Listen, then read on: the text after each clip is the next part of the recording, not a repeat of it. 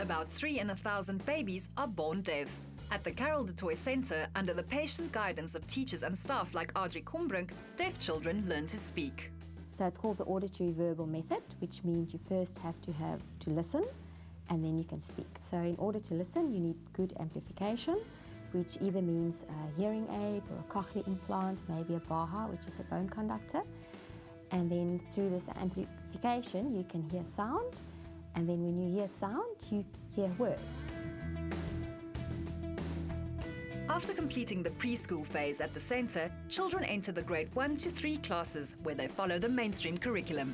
So for 41 years, we have never turned down any kid. No matter what your race, religion, financial circumstances is, we take you in. If you're deaf, that's the criteria, and we will help you in whatever way we can. And as soon as they're 3 years old, they can come to our school where they follow the normal curriculum until they're in grade 3. I have to listen to my children's hearing aids to make sure it's working. I have to do that the first half an hour of every day, and that's probably all that is different.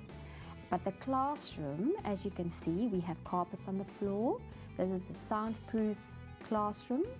We've got this microphone so that the parents can go and sit in the observation room and watch me and see how I am doing this so that they can go home and do exactly the same.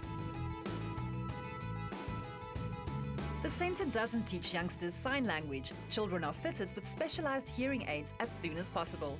Catherine, a grade 2 student, shows us her clever device. This green light means that it's on. When I switch it off, the black light means it's off. And when I switch the top buttons, it gets electrical to the FM, so I can hear my teacher.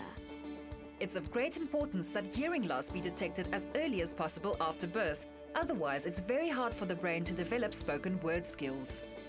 It really is advisable to do a follow-up diagnostic or a more thorough test when the child is 1, and it's been regulated recently that all children in grade R need to have a hearing test in the year before they go to school.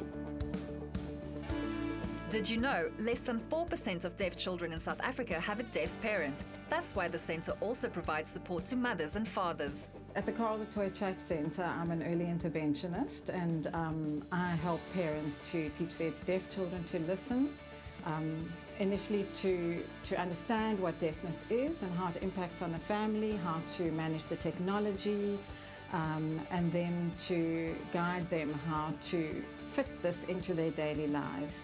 We were recommended here, we were sent here to the school, and this is just where everything happened for me. I had all the information I needed, all the professional people, everybody here was just good.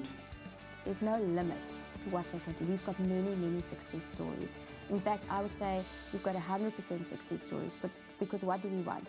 All we want is this child to communicate in a natural spoken way. It was Mandela who said, "It always seems impossible until it's done."